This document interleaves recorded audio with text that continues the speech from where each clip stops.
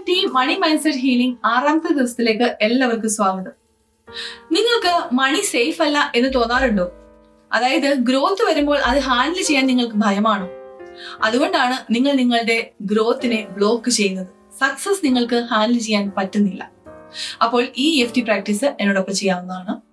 ആദ്യമായിട്ട് നിങ്ങൾ ശാന്തമായ ഒരു സ്ഥലത്തിരിക്കുക. അതിനുശേഷം ഈ ഒരു ലിമിറ്റിംഗ് ബിലീവിന്റെ സുഡ് ലെവൽ നിങ്ങൾ മനസ്സിലാക്കുക. അപ്പോൾ നമുക്ക് EFT പ്രാക്ടീസിലേക്ക് പോകാം.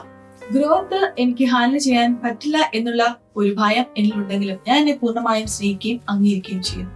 ഗ്രോത്ത് എനിക്ക് ഹാൻഡിൽ ചെയ്യാൻ പറ്റില്ല എന്നുള്ള ഒരു വിശ്വാസം എന്റെ മനസ്സിലുണ്ട്, എന്നാലും ഞാൻ എന്നെ പൂർണ്ണമായും സ്നേഹിക്കുകയും അംഗീകരിക്കുകയും ചെയ്യുന്നു.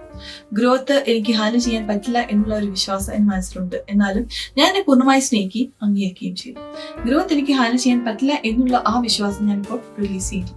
ഗ്രോത്ത് എനിക്ക് ഹാൻഡിൽ ചെയ്യാൻ പറ്റില്ല എന്നുള്ള ഒരു വിശ്വാസം ഞാൻ എന്റെ മനസ്സിൽ നിന്നും ഇപ്പോൾ റിലീസ് ചെയ്യുന്നു. ഗ്രോത്ത് എനിക്ക് ഹാൻഡിൽ ചെയ്യാൻ പറ്റില്ല എന്നുള്ള വിശ്വാസം എന്റെ മനസ്സിലുണ്ടെങ്കിലും ഞാൻ എന്നെ പൂർണ്ണമായി സ്നേഹിക്കുകയും അംഗീകരിക്കുകയും ചെയ്യുന്നു. ഗ്രോത്ത് ഹാൻഡിൽ ചെയ്യാൻ എനിക്ക് പറ്റില്ല എന്നുള്ള ആ ഒരു ഭയം ഞാൻ ഇപ്പോൾ റിലീസ് ചെയ്യുന്നു. ഞാൻ എന്നെ പൂർണ്ണമായി സ്നേഹിക്കുകയും അംഗീകരിക്കുകയും ചെയ്യുന്നു.